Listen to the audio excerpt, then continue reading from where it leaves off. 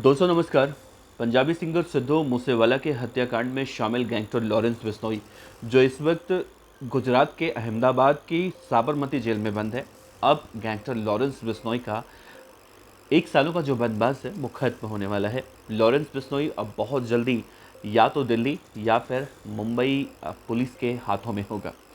दरअसल gangster Lawrence Bishnoi को लेकर गाहे बेगाहे, या हम कहें कि लगभग लगभग रोजाना कोई ना कोई ऐसी खबरें निकल कर सामने आती हैं जिसमें गैंगस्टर लॉरेंस बिश्नोई, रोहित गोदारा, गोल्डी बराड़ जैसे उसके साथियों के नाम निकल कर सामने आते हैं। लॉरेंस बिश्नोई बेशक पिछले 1 सालों से साबरमती जेल में बैठा हो, सजा काट रहा हो या पूरी निगरानी में हो, लेकिन उसको लेकर अपराध कभी कम नहीं हुआ। उसके नाम हमेशा सोशल मीडिया, मीडिया, समाचार पत्र, इन सभी जगहों पर लगभग लगभग प्रकाशित होता रहा। यानी कि हर एक जुर्म में कहीं ना कहीं लगभग लगभग देखें तो लॉरेंस बिश्नोई से जुड़ा हुआ खबर हम लगातार देखते रहे हैं। लेकिन अब वो खत्म हो चुका है 1 साल का बनवास। अब लॉरेंस बिश्नोई बहुत जल्दी 2 राज्यों में से किसी एक राज्य की पुलिस की कस्टडी में आने वाला है।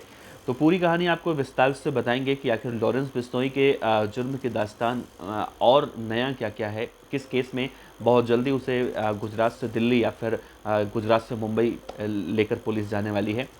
तो बने रहिए वीडियो के अंत तक। वीडियो शुरू करें उससे पहले आपसे बता दें कि इस वीडियो में जो हम आपसे जानकारियाँ पहुंचाते हैं, आपको वीडियो के माध्यम से बताते हैं, ये हमारी टीम समाचार पत्र, टीवी चैनल, हमारे अपने स्रोतों के जरिए आप तक कलेक्ट करती है और हम आप तक पहुंचाते हैं। हमारा उद्देश्य किसी की भी धार्मिक भावना या किसी तरह की भावना को आहत करना कहीं से नहीं होता है। तो आइए बिना देर करते इस वीडियो की शुरुआत करते हैं। एक बार फिर से आप सभी को नमस्ते करते हैं। मेरा नाम है देवनाथ पांडे। तो देखिए दोस्तों, गैंगस्टर लॉरेंस बिश्नोई दरअसल पिछले 1 साल से केंद्रीय गृह मंत्रालय के आदेश पर सीआरपीसी की धारा 268(1) के तहत 1 साल गुजरात के साबरमती जेल में रह रहा था। यानी गृह मंत्रालय की तरफ से सीआरपीसी की धारा 268(1) के तहत उसे आदेश जारी किया गया था कि गैंगस्टर लॉरेंस बिश्नोई को अब किसी भी जेल में नहीं भेजा जाएगा, किसी भी राज्य के हाथों, किसी भी राज्य की पुलिस के हाथों प्रोटेक्शन वारंट पर लॉरेंस बिश्नोई को नहीं ले जाया जा सकेगा। लेकिन देखिए, पिछले महीने यानी 30 अगस्त को 1 साल खत्म हुआ और 1 साल खत्म होते ही सबसे पहले मुंबई पुलिस पहुंची दिल्ली और गैंगस्टर लॉरेंस बिश्नोई की कस्टडी चाहती है। जिस तरह से सलमान खान के घर के बाहर फायरिंग हुई थी 14 अप्रैल को, और सलमान खान के पिता सलीम खान को भी अब से 3 से 4 दिन पहले धमकी दी गई थी, उन सब केस में गैंगस्टर लॉरेंस बिश्नोई को मास्टरमाइंड बताया जाता है और लॉरेंस बिश्नोई से ही इस मामले में पूछताछ करने वाली है मुंबई पुलिस। दूसरा, दिल्ली पुलिस की स्पेशल सेल भी गैंगस्टर लॉरेंस बिश्नोई से पूछताछ करने की कोशिश में है।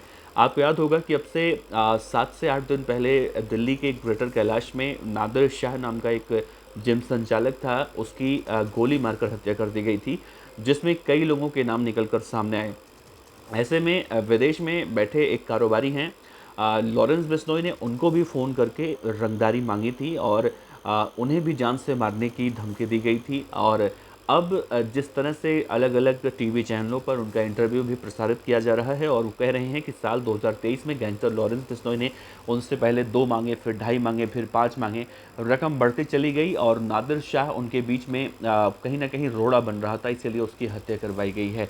तो इस केस में अब दिल्ली पुलिस की special cell gangster Lawrence Bishnoi को दिल्ली लाकर पूछताछ करने की तैयारी कर रही है और संभवतः बहुत जल्दी सबसे पहले लॉरेंस बिश्नोई की कस्टडी अगर किसी को मिलेगी तो दिल्ली पुलिस को मिलेगी। मीडिया रिपोर्ट के मुताबिक दिल्ली पुलिस की क्राइम ब्रांच ने 24 मई 2023 को दिल्ली के सनलाइट कॉलोनी एक्सटॉर्शन केस में लॉरेंस बिश्नोई को रिमांड पर लिया था और इससे पहले साबरमती जेल में से ही इस गैंगस्टर ने 24 और माफ कीजिएगा 22 और 23 मई को दिल्ली समेत कई राज्यों के कारोबारियों को कॉल कर 2 से 2.5 करोड़ रुपए की डिमांड की थी, जिसमें दुबई में रह रहे एक व्यक्ति ने दावा किया है, कारोबारी ने दावा किया है कि लॉरेंस बिश्नोई के गुर्गों ने उनसे 2.5 करोड़ रुपए की डिमांड की थी और उन्होंने पूछा था कि मैं कैसे मान लूँ कि लॉरेंस बिश्नोई के सिंडिकेट से हो। तो कॉलर ने लॉरेंस को व्हाट्सएप वीडियो कॉन्फ्रेंस पर लिया था।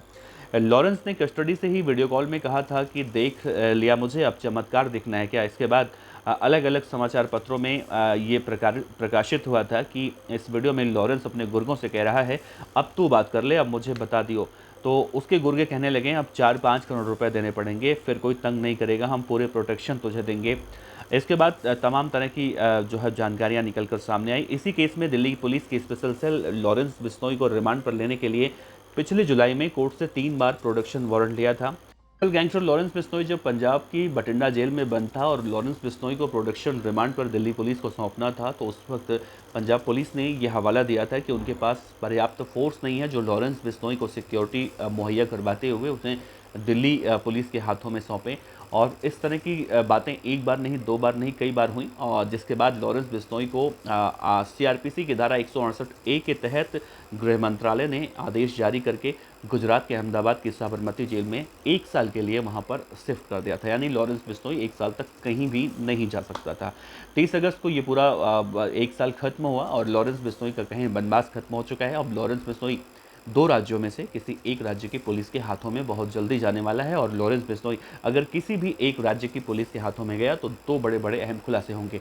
अगर मुंबई पुलिस की क्राइम ब्रांच इसे ले जाती है तो सलमान खान के केस में खुलासा होगा, और दिल्ली पुलिस की स्पेशल सेल इसे लाती है तो कई ऐसे मामले हैं दिल्ली में जो हमने 1 साल के अंदर लगातार लॉरेंस बिश्नोई के नाम टीवी चैनलों पर, समाचार पत्रों में, या फिर सोशल मीडिया में, या अलग-अलग माध्यमों से अलग-अलग प्लेटफॉर्म पर हमने लॉरेंस बिश्नोई के नाम को सुना खबरों में। तो इन सभी केसों में बहुत सारे केस क्रैक होने की बातें कही जा रही हैं।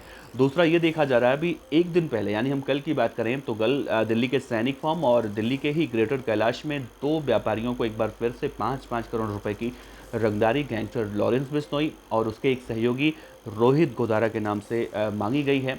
सैनिक फॉर्म में गैंगस्टर रोहित गोदारा ने फ़ोन करके रंगदारी मांगी और कहा है कि मैं रोहित गोदारा बोल रहा हूं और मेरा आवाज़, वॉइस सैंपल जो भी चेक कराना है प्रशासन को, डीसीपी को, एसपी को, डीसी जिसको भी कराना हो करा लेना, मैं इससे डरता नहीं हूं और मुझे 5 करोड़ रुपए चाहिए। हम तब तक पीछा नहीं छोड़ते हैं जब तक हमें हमारा पैसा नहीं मिल जाता।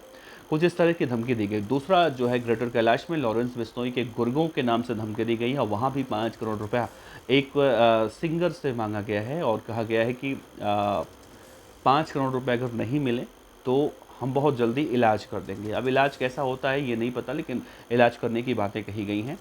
तो अब साफ तौर से ऐसे बहुत सारे केस हैं जिसमें गैंगस्टर लॉरेंस बिश्नोई को लाने की तैयारियां की जा रही हैं, लेकिन अभी फ़िलहाल लॉरेंस बिश्नोई गुजरात के अहमदाबाद की साबरमती जेल में बंद है।